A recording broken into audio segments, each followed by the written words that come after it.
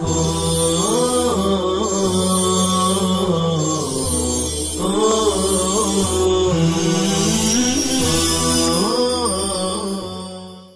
اللہ الرحمن الرحیم۔ السلام علیکم ورحمۃ اللہ وبرکاتہ۔ طلبہ عزیز،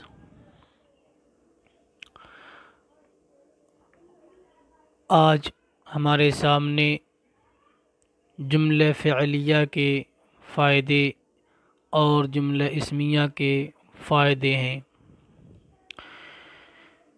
تو جملہ فعلیہ کے دو فائدے ہیں، نمبر 1 عمومی، نمبر 2 خصوصی۔ عمومی فائدہ، فاعل کے لیے معنی حدوثی ثابت کرنا مخصوص زمانے میں اختصار کے ساتھ۔ فاعل کے لیے معنی حدوثی کو ثابت کرنا مخصوص زمانے میں اختصار کے ساتھ، یعنی فعل کے اندر جو معنی پایا جاتا ہے کرنے یا ہونے کا، جیسے ضرب، ضرب جو ضربن سے بنا ہے تو اس کے اندر جو حدوثی معنی ہے مارنا، قراءتن کا معنی پڑھنا، تو یہ مخصوص زمانے میں اختصار کے ساتھ ثابت کرنا، یہ ہے جملہ فعلیہ کا خصوصی عمومی فائدہ۔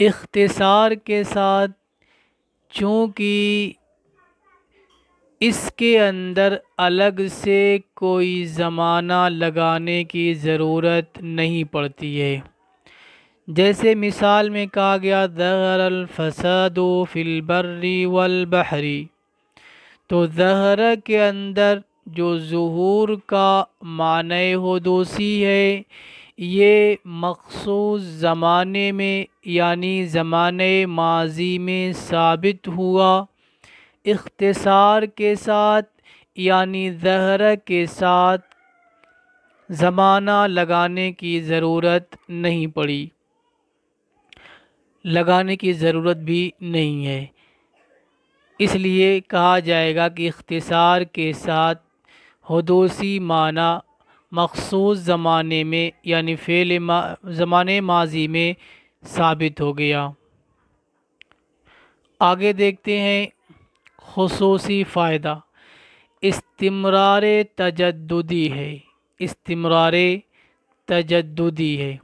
تو استمرار تجددی کا کیا مطلب؟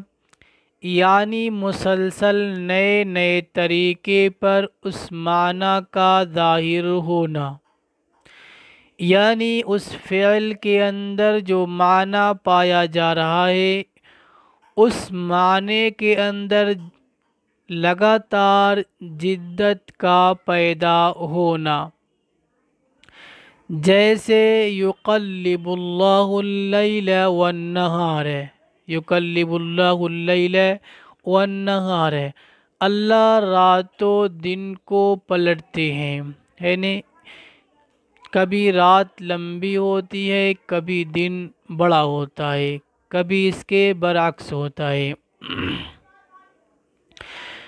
تو یہاں پر یقلب اللہ اللیل والنہار، اللہ الٹتا پلٹتا ہے، پھر بدل کرتا ہے۔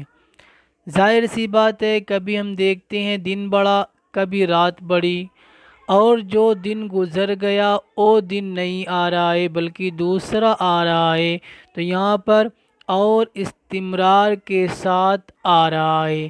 یہ جو تقلب ہو رہا ہے، جو تقلب پایا جا رہا ہے، یہ مسلسل ہم دیکھ رہے ہیں، مسلسل ہو رہا ہے، اور تجدد بھی پایا جا رہا ہے، اس لیے کہا جائے گا کہ اس کا خصوصی فائدہ استمرار تجددی ہے۔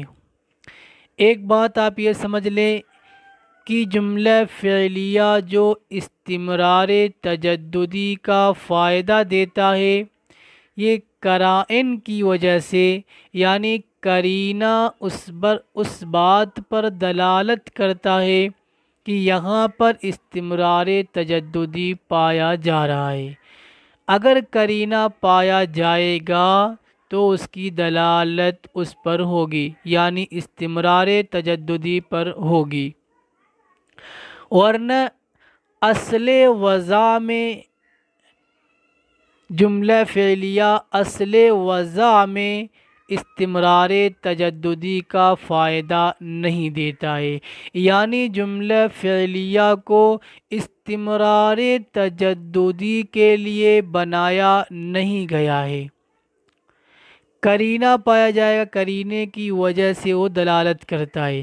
قرینے کے ساتھ ساتھ ایک شرط اور ہے کہ وہ فعل، یعنی جملہ فعلیہ میں جو فعل استعمال ہوا ہے وہ فعل مضارع ہو، جیسا کہ مثال میں بھی آپ کے سامنے ہے۔ دوسری مثال، لو یطیعکم فی کثیر من الامر لعنتم، کیا مطلب؟ یعنی اگر آپ کی اطاعت پر وہ مستمر ہوتے تو تم مشقت سے دوچار ہوتے۔ تو یہاں پر بھی لو یطیعکم، یطیع مضارع ہے۔ آگے دیکھتے ہیں جملہ اسمیہ کے فائدے۔ جس طریقے سے جملہ فعلیہ کے دو فائدے ہیں، خصوصی اور عمومی، اسی طریقے سے جملہ اسمیہ کے بھی دو فائدے ہیں۔ جملہ اسمیہ کے دو فائدے، نمبر 1 عمومی، نمبر 2 خصوصی۔ عمومی فائدہ، مسند کو مسند الیہ کے لیے ثابت کرنا، جیسے ھذا کتاب مبارک۔ مسند کو مسند کے لیے ثابت کرنا، چونکہ آپ نے پچھلے سبق میں پڑھا سنا کہ ہر جملے کے اندر، ہر کلام کے اندر دو جز کا پایا جانا ضروری ہے علی الاقل، اور اس میں سے ایک مسند الیہ اور ایک مسند ہوتا ہے۔ تو جملہ اسمیہ کے اندر کیا ہوتا ہے؟ مسند کو مسند الیہ کے لیے ثابت کیا جاتا ہے۔ جیسے مثال میں آپ غور کیجئے، ھذا کتاب مبارک، ھذا کتاب مبارک۔ ھذا یہ کیا ہو گیا؟ مسند الیہ ہو گیا، چونکہ ھذا مبتدا ہے، کتاب مبارک خبر ہے، تو ھذا مسند الیہ، کتاب مبارک مسند۔ ھذا کے لیے کتاب مبارک کو ثابت کیا گیا ہے، ھذا کے لیے کتاب مبارک کو ثابت کیا گیا ہے۔ اب جو عمومی فائدہ ہے، یہ جہاں بھی جملہ اسمیہ ہوگا وہاں پر یہ اس کا فائدہ دے گا۔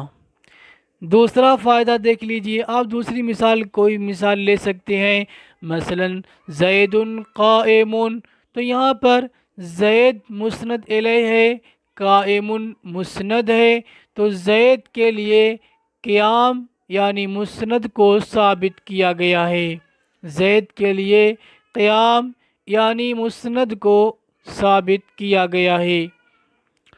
خصوصی فائدہ، استمرار دوامی ہے، استمرار دوامی ہے۔ وہاں پر کیا تھا؟ جملہ فعلیہ کے اندر استمرار تجددی تھا، یعنی نئے نئے طریقے پر معنی کا ظاہر ہونا، اور یہاں پر استمرار دوامی ہے، یعنی مسند جو مسند الیہ کے لیے ثابت ہو رہا تھا وہی ثبوت ہمیشگی کے لیے ہو جائے، ہمیشگی کے طور پر ہو جائے، تو اس کو کہیں گے استمرار دوامی، استمرار دوامی۔ یہاں پر ایک بات آپ پہلی مثال دیکھ لیجئے، اولئک فی العذاب محضرون، تو یہاں پر اولئک مسند الیہ ہے، اولئک مسند الیہ ہے، فی العذاب محضرون یعنی انہیں عذاب دیا جائے گا، ان کو ہمیشہ عذاب دیا جائے گا۔ تو یہاں پہ حضور عذاب یا عذاب کا دیا جانا اولئک کے لیے ثابت ہے ہمیشگی کے طور پہ۔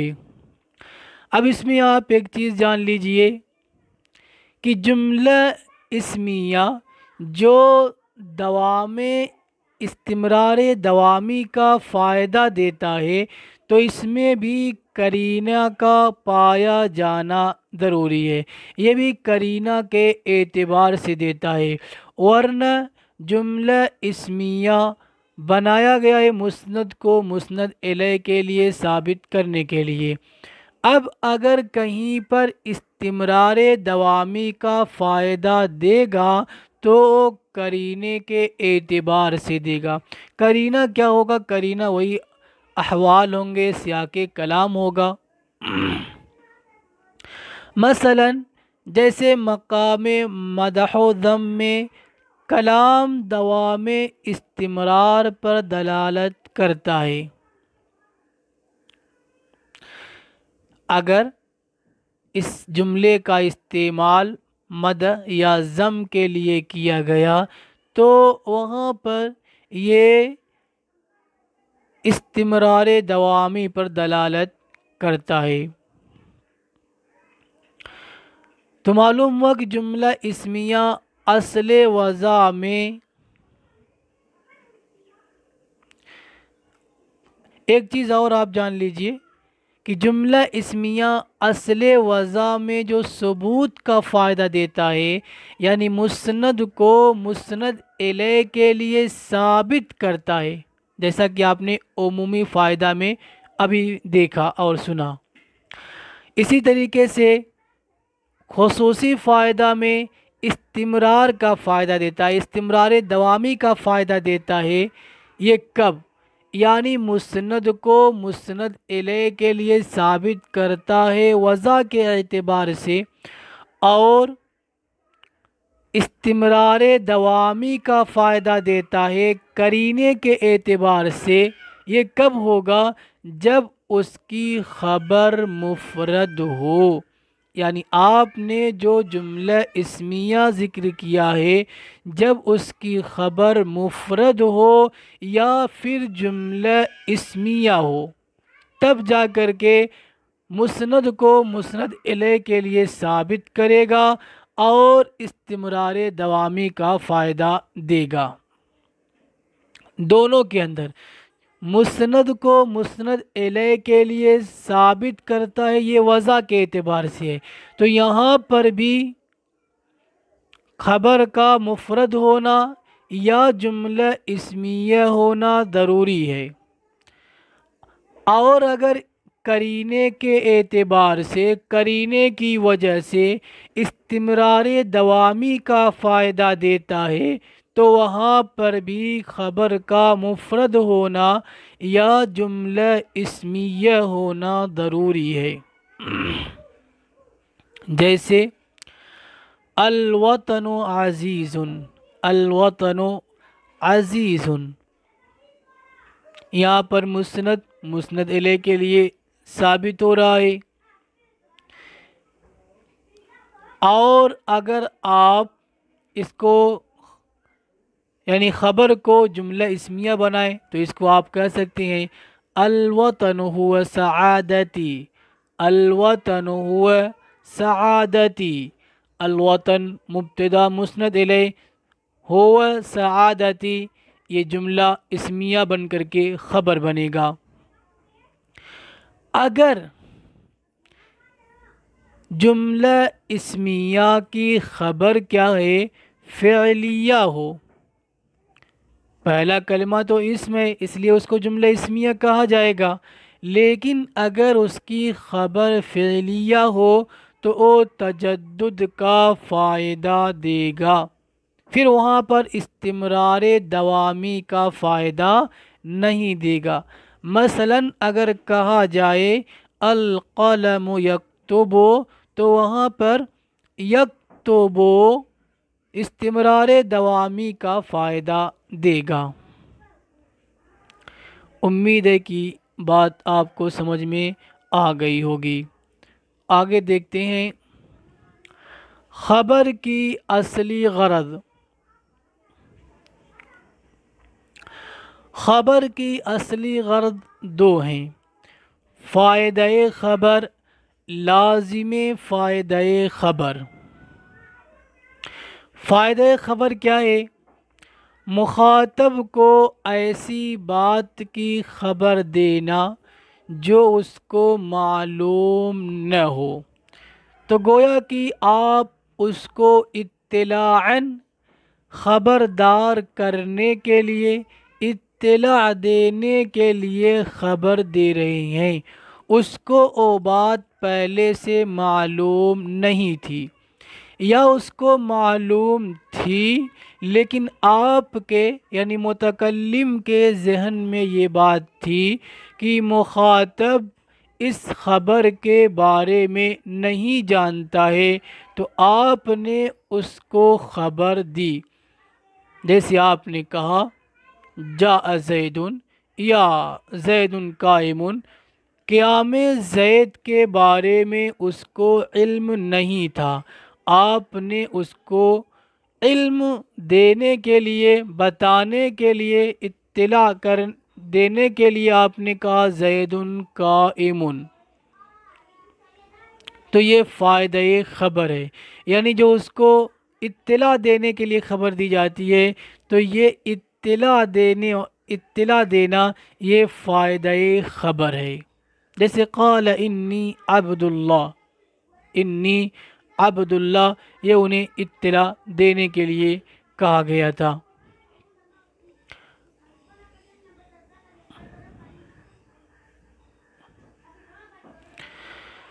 آگے ہے لازم فائدہ خبر، جو دوسرا فائدہ ہے، مخاطب کو خبر دینا اس نیت سے کہ متکلم خود بھی اس سے واقف ہے، یعنی جو خبر متکلم مخاطب کو دے رہا ہے، متکلم کا مقصد اس کو مخاطب کو اطلاع دینا نہیں ہے، بلکہ مخاطب کو یہ بتانا مقصود ہے کہ متکلم خود بھی جس چیز کی خبر دے رہا ہے اس سے واقف ہے۔ آپ اس مثال سے پہلے دوسری مثال دیکھ لیجئے تاکہ آسانی ہو جائے۔ مثلا آپ نے اپنے شاگرد سے کہا، او شاگرد اپنا نتیجہ اختبار آپ سے چھپانا چاہ رہا ہے، آپ کو اس نے نہیں بتایا، آپ پر وہ مخفی رکھنا چاہتا ہے، آپ کو کسی دوسرے طریقے سے معلوم ہو گیا کہ زید جو میرا شاگرد ہے وہ کامیاب ہو گیا، تو آپ نے اس سے کہا ماشاءاللہ زید آپ تو امتحان میں کامیاب ہو گئے۔ زید حالانکہ اس خبر کو جانتا ہے لیکن وہ آپ سے چھپانا چاہتا ہے، تو یہاں پر خبر دینے کا مطلب کیا ہے کہ اے زید جو خبر تم مجھ سے چھپانا چاہتے ہو وہ مجھے معلوم ہے۔ امید ہے کہ بات سمجھ میں آ گئی ہوگی۔ اب اس مثال کو دیکھ لیجئے